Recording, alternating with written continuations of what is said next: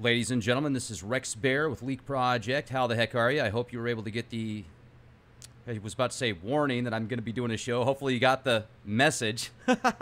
I appreciate you so much for being here. These live shows are great. And actually, this discussion is going to be about Dumuzid. And many of you are like, who the heck's that? Well, that is actually the antediluvian king that ruled for 36,000 years, depicted as Jesus, in my opinion, in the Holy Bible that most people have access to. Now, the Sumerian scribe, Oxford translated, I shouldn't say Sumerian scribe, it's an ancient Mesopotamian cuneiform tablet that shows 241,000 years of kingsmanship, of king's rule before the flood. Let me repeat that, 241,000 years. And some of these kings ruled for 30, 40,000 years and more. Now, this incredible king, King Dumuzid, was actually also the husband to Inanna, Ishtar. Yeah. And this deity, this being, spent 3 days, 3 nights in the netherworld, went through many of the same trials and tribulations that Jesus did, and also is referenced as the king of the shepherds and the fisherman king. It's fascinating. So connecting all these dots here, and you see those Jesus bumper stickers that has Jesus inside of the fish. Well, I'm going to read to you some ancient Sumerian stories that are called the story of the fish or something like that. I'll get to that in just a moment. So I mean, this is incredible. I am so excited. I have been asking who is the real Jesus. You know, what was his real name? What was his deal? What was he about? I've been asking these questions for so long and really diving deep as of late. And here's the answer, folks. So if you don't agree, hey, no problem. I get it. However, for those of you that are even extremely skeptical about this, that say, hey, you know, I know Jesus' name is Yahshua and that's his real name. It's okay. Well, what do you really know about Yahshua? Do you really follow the official version that you've been told about the 33 years, and that is the year of his crucifixion, the 3 nights, 3 days of, and then coming back up, being resurrected, and then Easter, boom! People worship Easter as the resurrection of Christ. Easter, Ishtar, Inanna. Inanna actually had to give up her husband, Jesus, as a replacement for her to pass to get out of the netherworld. Now, Dumuzid was her husband. And Dumuzid is also a king of 36,000 years. And once again depicted as the king shepherd. And I mean, this is just so many parallels. This is just, how do you not see the dots here, folks? I mean, this is mind-boggling. No wonder Easter is considered the resurrection of Jesus, yet in reality it's kind of the opposite, because Easter, Ishtar, Inanna was the one that gave him up so she could, wow, total, this is just mind-boggling right here. So, let me repeat this. Dumuzid, the shepherd, ruled for 36,000 years. Dumuzid, then later on in the Sumerian text, after the flood, when people didn't last as long, when the carbon copy wasn't built to withstand the elements as much, you know, when they manipulated the DNA a little bit so they could keep control of their minions more and keep them at a certain timetable, then they could reabsorb their soul energy as a battery power. People think so often that they manipulated man for just gold. Well, they did it for a lot more than just gold. They did it for gold. They did it for elements. They did it for mining purposes. They did it for slave purposes. They did it for what would you make a robot for, to do stuff you didn't want to do? Well, that's pretty much what they made us for, ladies and gentlemen.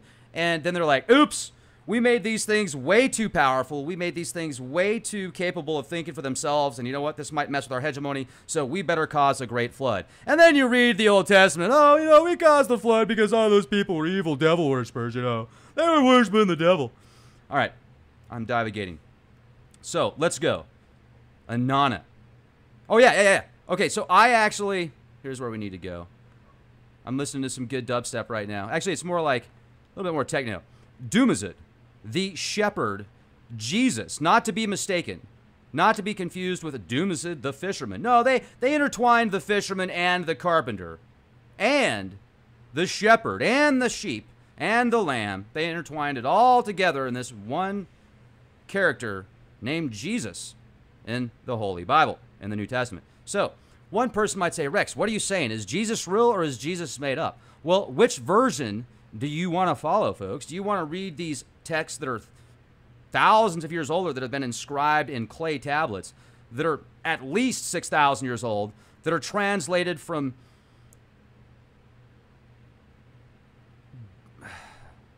scribes, prophecies, scriptures that predate their civilization by thousands of years, the Arada people? I've confirmed, without a shadow of a doubt, the Arada people existed way before the Sumerians, because the Sumerians talked about it.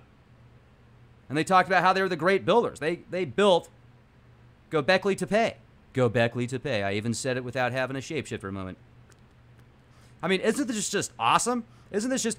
This is what I've been looking for right here, folks. And thank you for joining me. I want to give credit where credit is due to the project members of these Oxford scholars that translated these incredible tablets that are just ancient. So, now, boom, the moment you've been waiting for, the motherlode, the epoch, the treasure trove, the plethora of data for you, ladies and gentlemen, 113 paragraphs that discuss Dumuzid. And I read through every single one of these before sharing this information with you.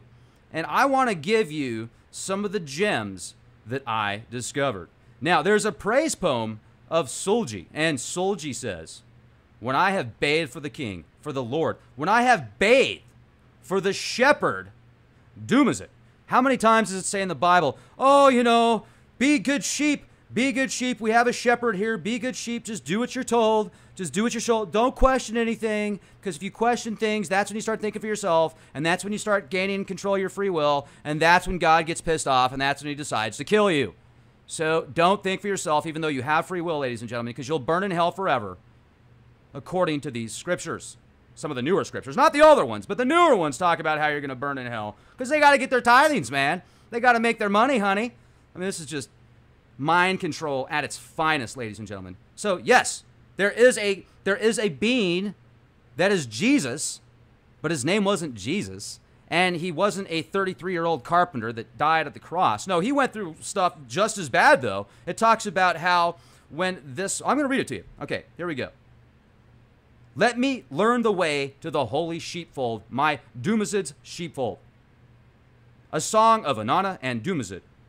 Dumuzid, the shepherd, Dumuzid, decided in his holy heart to make the heart of his sister overflow with joy. He fastened and brought them into the cow pen. He brought for her a ewe with its lamb. Oh, there's the lamb, ladies and gentlemen. The lamb jumped on its mother, well, and then mounted her and copulated with her.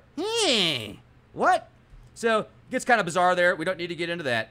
But then, I mean, unless you want to, I mean, that's another episode there. Let's get into some of this other stuff that's not quite so creepy. The home of the fish.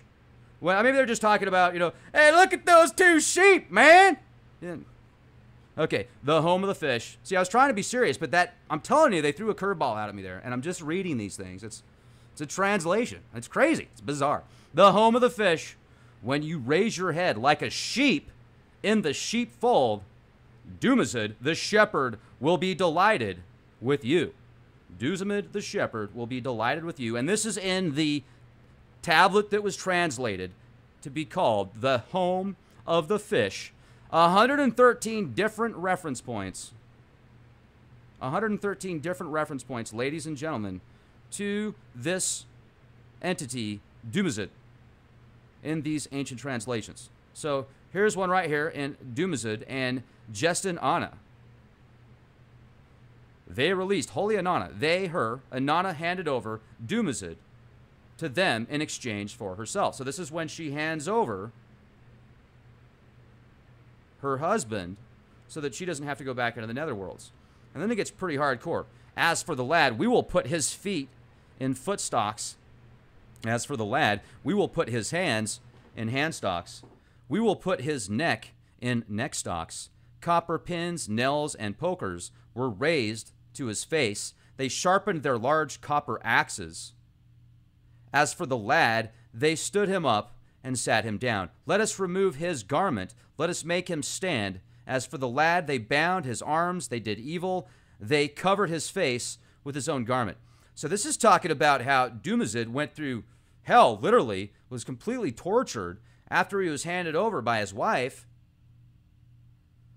And this is the kind of stuff you read about in the New Testament when it talks about how Jesus was, I'm looking for the spear connection here, but the crown of thorns, all the times he was lashed, he had to keep up the cross. People were calling him names. They were just being nasty to him. So there you go. Dumazid and Anna. Utu accepted his tears. Utu is the brother of Inanna, the twin brother of Inanna. He changed his hands. He altered his appearance. Then, like a Sakal snake that slithers across the meadows and mountains, like a soaring falcon that can swoop down on a live bird, Dumazid escaped alive to the dwelling of his sister. And then here is another. Let's go to this one right here. Dumazid and Anna. The demons go hither and thither, searching for Dumazid. The small demons say to the big demons, demons have no mother. They have no father or mother, sister or brother, wife or children. When were established on heaven and earth, you demons were there at a man's side like a reed enclosed. Demons are never kind. They do not know good from evil. Who has ever seen a man without a family all alone escape with his life? He shall go neither to the dwelling of his friend nor to the dwelling of his in-laws. Rather, for the shepherd, let us go to the dwelling of Anna. The demons clap their hands and begin to seek him out. So they're looking right now for Dumazid because they're trying to capture him after Inanna leaves the netherworld, and she needs to give them a replacement, and they didn't like any of the replacements that she wanted to give. So then, here's another reference. This is another one where, well, let me just read it to you. Anna had barely finished the lament when the demons arrived at her dwelling. Show us where your brother is, they said to her. But she spoke not a word to them. And then, so they could not find Dumazid at the house of Anna. So there's demons, more demons, more demons. And then Dumazid and his sisters, my brother, because of him, I cannot rejoice. My brother, Dumazid, my brother, because of him, I cannot rejoice.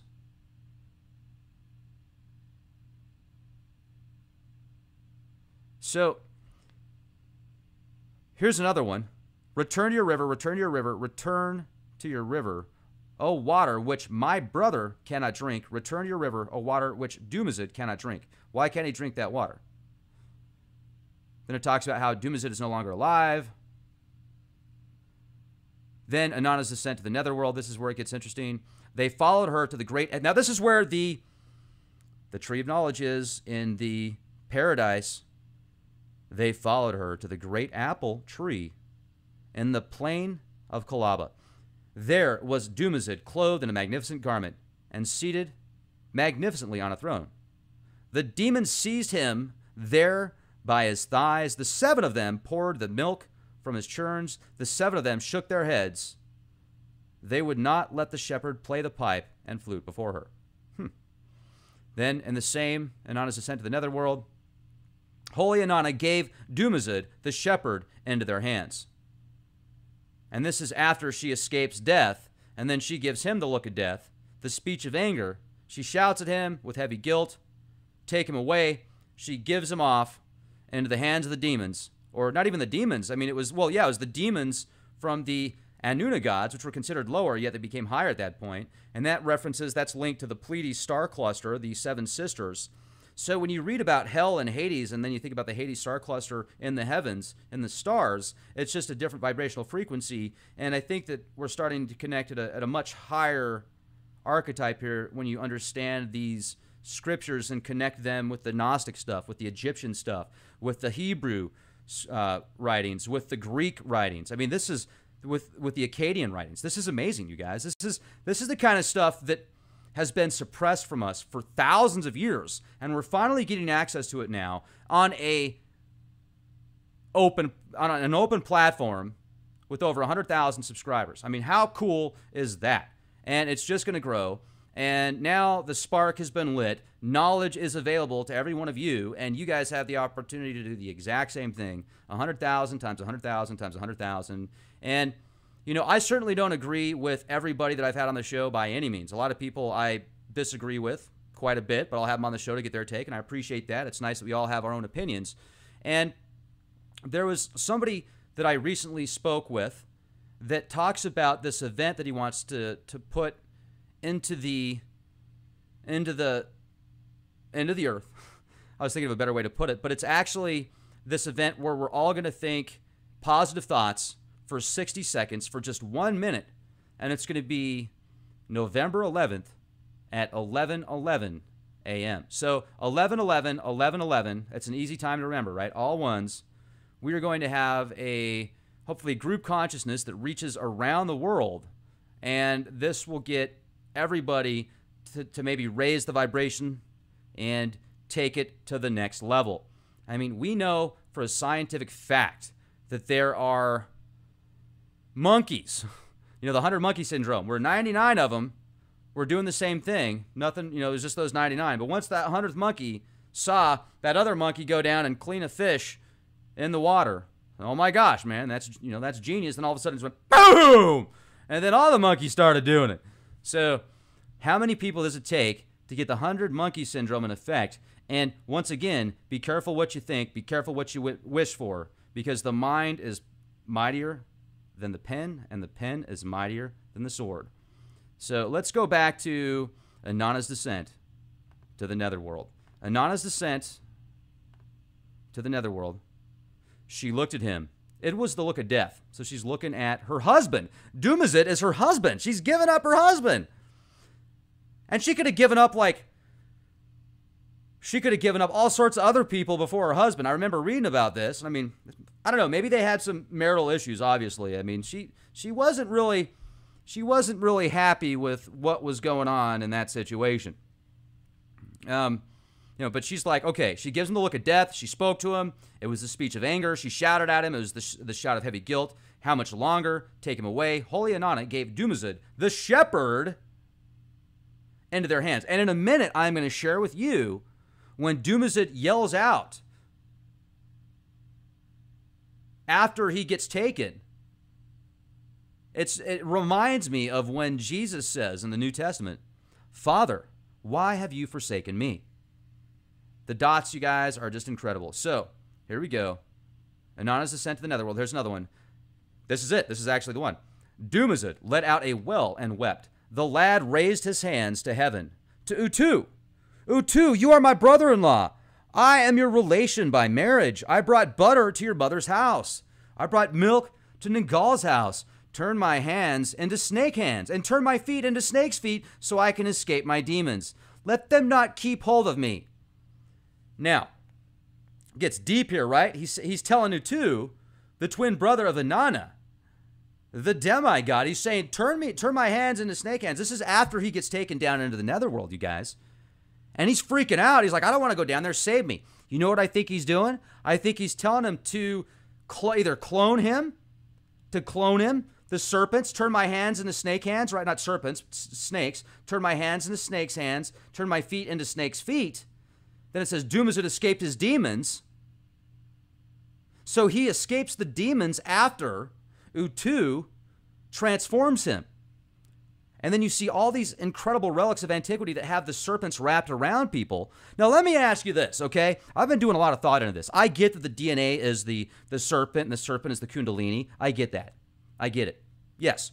Why is the serpent always or often depicted, though, as the controlling factor, as the wrapping around the bodies? It's even wrapped around these deities of incredible power and antiquity. It's wrapped around these demigods and these gods of incredible power and mythos. It's always the serpent wrapped around them. Not always, but oftentimes it's the serpent wrapped around them.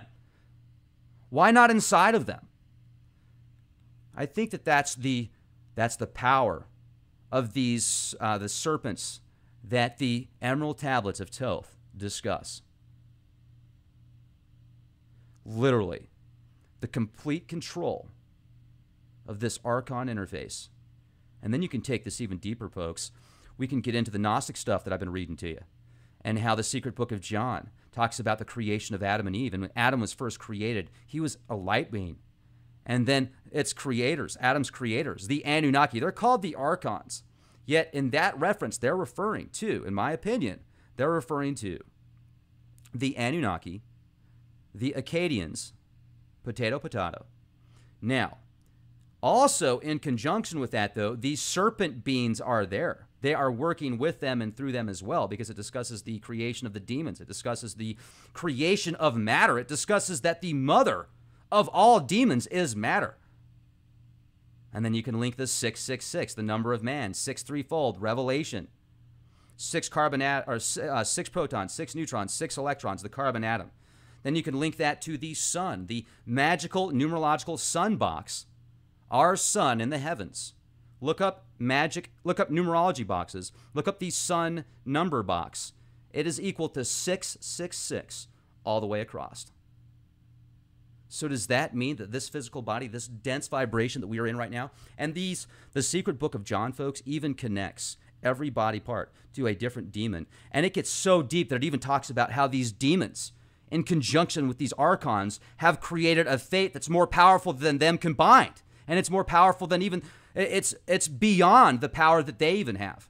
And that makes me think of the interjection, the intertwinement of these archons, of these serpents. Wherever these demigods, wherever these Anunnaki decided to travel, they brought something into the realm that they shouldn't have brought into it, because it is in the blood. And I had a great talk with somebody that listens to the show, and she's kind of shy. She talked with me for about half an hour about the Norse mythos and the connection of the May that I talked to you guys about earlier today. I said, I don't know what May is. That in Norse mythology is the blood. It's tainted blood. And it's also connected to the bucket, to the Anunnaki power pack. The May is the Anunnaki power pack. That is the blood. That is the DNA. So not only have our bodies been intertwined with this archon interface, on top of that, where am I going with this? The days, the weeks, the months, the years have also been influenced and are under control of these archetypes. And we're inside of it.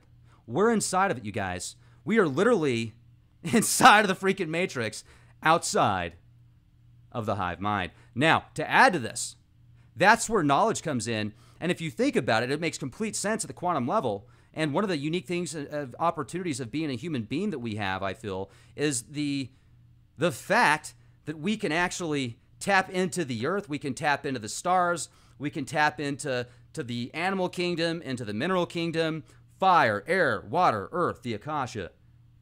We have an opportunity to do it all. And I've actually been getting back into the 90-Day Guide of Astral Projection by Robert Bruce. And wow, I started doing the practices, the exercises, and in about a week, I think I'll be primed to where I'll be back to where I was many years ago. I shouldn't say many years ago, but several years ago, when I was really diving deep into the OBEs and the astral projection stuff. And maybe I can find a way to bring some information to you guys. Okay, yeah, I'm going to share with you guys, actually. I think now is a good time while I'm flowing with this. There was an experience that I had, a lucid dream that was beyond lucid. I mean, this was one of the most lucid dreams, powerful dreams I've ever had. And maybe you guys can help me interpret this. Maybe I'm having second thoughts about sharing this with you. All right, well, I'll just give you a couple pieces. There was a castle, this incredible castle that I entered. Beyond ageless. I mean, it's ageless, timeless. And to get to the castle, I had to go over a stream. There was a bridge. Then I went into the castle, and I'm not going to tell you all the people I saw, all the beings that I saw. I did see several Egyptian deities that are portrayed as gods, and there was this one that was like at the center of the castle that it reminded me of an ancient samurai that had like beyond, like a superpower samurai or something you might see in maybe an anime or something like that. And I'm not even into that stuff. So it was very bizarre how there was Egyptian stuff there, but then at the center, it was more like like an ancient Oriental style, and it was incredible. One of the most fascinating experiences that I ever had.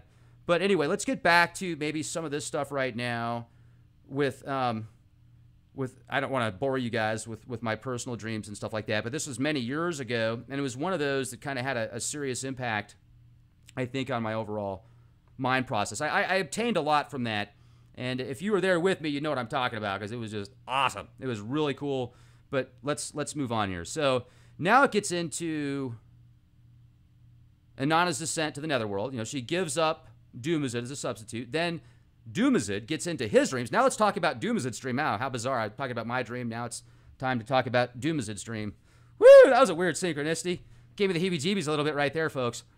His heart was full of tears as he... Now, this is called Dumuzid's dream, is the title of this ancient cuneiform tablet. His heart was full of tears as he went out into the countryside.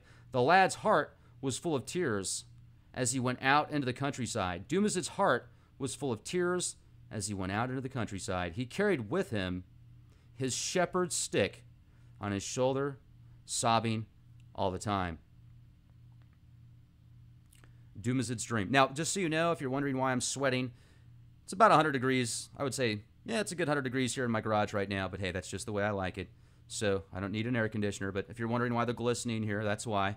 So just bear with me. So, all right. A dream, my sister, a dream. In my dream, rushes were rising up for me. Rushes kept growing for me. A single reed was shaking its head at me. Twin reeds, one was being separated from me. Tall trees in the forest were rising up together over me. Water was poured over my holy coals for me. The cover of my holy churn was removed. My holy drinking cup was torn down from the peg where it hung. My shepherd's stick disappeared from me. An owl took a lamb from the shepherd house. A falcon caught a sparrow on the reed fence. My male goats were dragging their dark beards in the dust for me. My rams were scratching the earth with their thick legs for me. The churns were lying on their sides. No milk was being poured. The drinking cups were lying on their sides. Dumuzid was dead.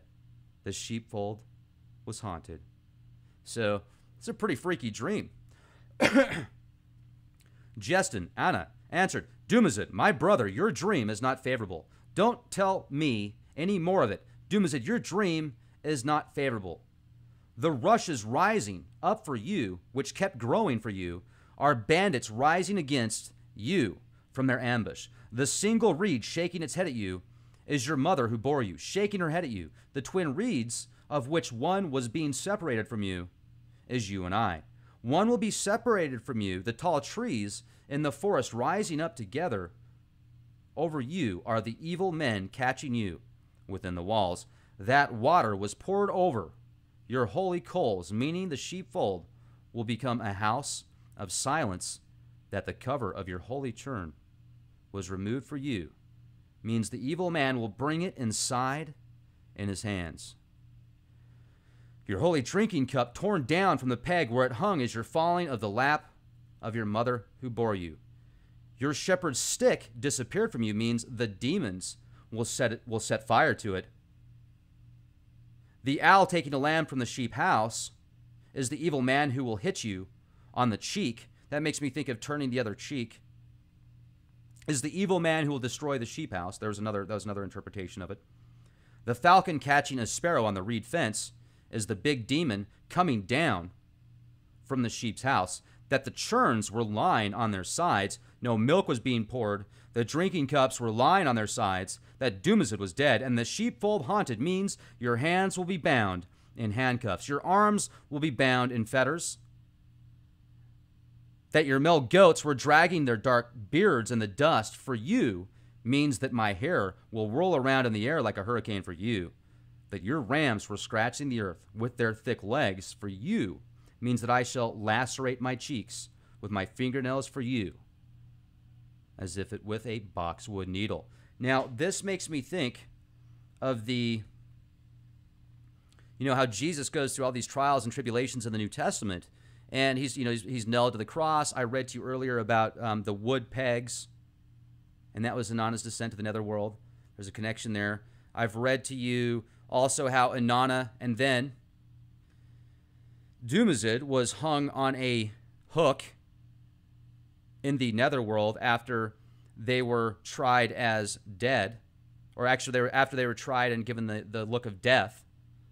So this is another one out of Dumazid's dream. My advisor and girlfriend, are they coming?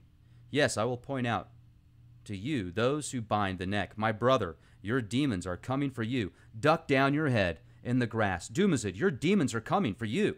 Duck down your head in the grass. Who since the most ancient times has ever known a sister reveal a brother's whereabouts? Come, let us go to his friend. Then they offered his friend a river of water, and he accepted it. They offered him a field of grain, and he accepted it. My friend ducked down his head in the grass, but I don't know his whereabouts. Dumazid ducked down his head in the grass, but I don't know where his whereabouts are. Okay, so then it says, they looked for Dumazid's head in the tall grass, but they couldn't find him. He dropped down in the ditches of Arali, but I don't know his whereabouts. They caught Dumazid in the ditches of Arali. Dumazid began to weep and was tear-stricken. In the city, my sister saved my life. My friend caused my death. If a sister leaves a child in the street, someone should kiss it. But if a friend leaves a child in the street, no one should kiss it. What? Poor orphans. Dumazid's dream. Come, let us go to Cabriz.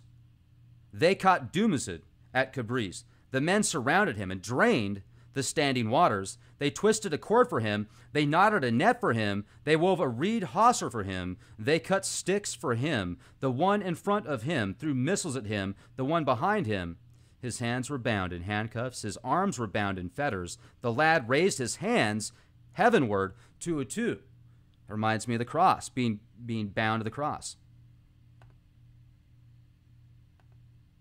Unless the old woman is aware of Dumazid's whereabouts, she is indeed looking frightened.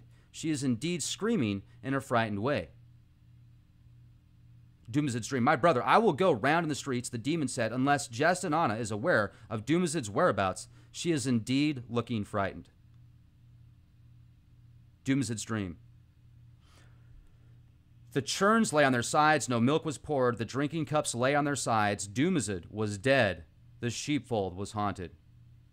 Dumazid was dead, the sheepfold was haunted. Wow. Well, you guys, I mean, I don't know how the stream's coming in. I think that we're having some opportunities with the live stream. It seems like that happens every single time I do these shows. I will have this uploaded for you, though, here shortly. It will be without the hiccups, so it'll be a smooth stream. I always pre-record these, or not pre-record them. I record them as I'm doing them, so that way if we have an issue with the live stream, you can listen to it. And thank you for everything, you guys. Make sure to check out these websites and do the research yourself. Go to the Oxford Scholars website. Once again, I want to give credit where credit is due. These guys did just a great job here. The links are in the video description box. Make sure to support our sponsors. Oh, hey, I can't forget about the good stuff, right? I've got this set up for you guys. The Sumerian King List translation. This is where it talks about Jesus, or, you know, Dumazid, potato, being the king first time for 36,000 years before the flood, and then that's when he was the king the king shepherd, and then as another king after the flood, the king that ruled for either 100 or 110 years. There's two translations, and he was the king of the fish. So how interesting is that, huh? Kind of intertwining the fish symbol, the shepherd symbol, plus the lamb symbol is in there as well, putting it all together, making it through the netherworld, being tortured at the cross or something like the cross. There's so many parallels that I just find this fascinating. And yeah, that's what I wanted to share with you guys. So let me see if I got anything else for you. I had a bunch of... Here we go. The Sumerian King List. This talks about how there was 241,000 years of kings and their rule before the flood. And then after the flood, it just wasn't nearly as long.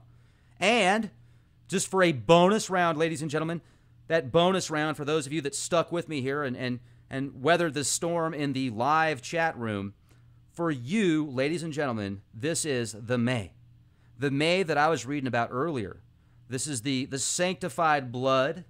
Whether or not it's actually blood that's been tainted with the Archon Serpent interface or not, I don't know. What I do find interesting, though, is this is what's referred to as the Anunnaki Power Pack. And this stuff's referred to in Norse mythos. This stuff's referred to in Aztec, Mayan, Sumerian, Egyptian. All there, the Anunnaki Power Pack. Some even say the Queen of England has an Anunnaki Power Pack with her at all times. So, and as I say that, my ears start to ring. Nanu, nanu, nanu. Whoa, how bizarre. Things that make you go, just a conspiracy, ladies and gentlemen. Have a beautiful day. Question everything. Support our sponsors, GetAT.com, for the best in health supplements. And if you haven't already, we've got an exclusive podcast section for members only on leakproject.com. And our YouTube channel, make sure to subscribe, youtube.com/clandestine Time Lord. Question everything, be excellent to each other, and be the change you want to see. 1,000 years of kingsmanship, of king's rule before the flood. Let me repeat that. 241,000 years. And some of these kings ruled for 30, 40,000 years and more. Now, this incredible king, King Dumuzid, was actually also the husband to Inanna, Ishtar. Yeah. And this deity, this being, spent 3 days, 3 nights in the netherworld, went through many of the same trials and tribulations that Jesus did, and also is referenced as the king of the shepherds and the fisherman king. It's fascinating. So connecting all these dots here, and you see the ladies and gentlemen, this is Rex Bear with Leak Project. How the heck are you? I hope you were able to get the, I was about to say warning that I'm going to be doing a show. Hopefully you got the message. I appreciate you so much for being here. These live shows are great. And actually, this discussion is going to be about Dumuzid. And many of you are like, who the heck's that? Well, that is actually the antediluvian king that ruled for 36,000 years, depicted as Jesus, in my opinion, in the Holy Bible that most people have access to. Now, the Sumerian scribe, Oxford translated, I shouldn't say Sumerian scribe, it's an ancient Mesopotamian cuneiform tablet that shows 240, the resurrection of Jesus, yet in reality it's kind of the opposite, because Ishtar, Inanna was the one that gave him up so she could, wow, total, this is just mind-boggling right here. So, let me repeat this. Dumuzid, the shepherd, ruled for 36,000 years. Dumuzid, then later on in the Sumerian text, after the flood, when people didn't last as long, when the carbon copy wasn't built to withstand the elements as much, when they manipulated the DNA a little bit so they could keep control of their minions more and keep them at a certain timetable, then they could reabsorb their soul energy as a battery power. People think so often that they manipulated man for just gold. Well, they did it for a lot more than just gold. They did it for gold. Those Jesus bumper stickers that has Jesus inside of the fish. Well, I'm going to read to you some ancient Sumerian stories that are called the story of the fish or something like that. I'll get to that in just a moment. So I mean, this is incredible. I am so excited. I have been asking who is the real Jesus? What was his real name? What was his deal? What was he about? I've been asking these questions for so long and really diving deep as of late. And here's the answer, folks. So if you don't agree, hey, no problem. I get it. However, for those of you that are even extremely skeptical about this, that say, hey, I know Jesus' name is Yahshua and that's his real name. It's okay. Well, what do you really know about Yahshua? Do you really follow the official version that you've been told about the 33 years, and that is the year of his crucifixion, the 3 nights, 3 days of, and then coming back up, being resurrected, and then Easter, boom! People worship Easter as the resurrection of Christ. Easter, Ishtar, Inanna. Inanna actually had to give up her husband, Jesus, as a replacement for her to get out of the netherworld. Now, Dumuzid was her husband, and Dumuzid is also a king of 36,000 years, and once again depicted as the king shepherd. And I mean, this is just so many parallels. This is just, how do you not see the dots here, folks? I mean, this is mind-boggling. No wonder Easter is considered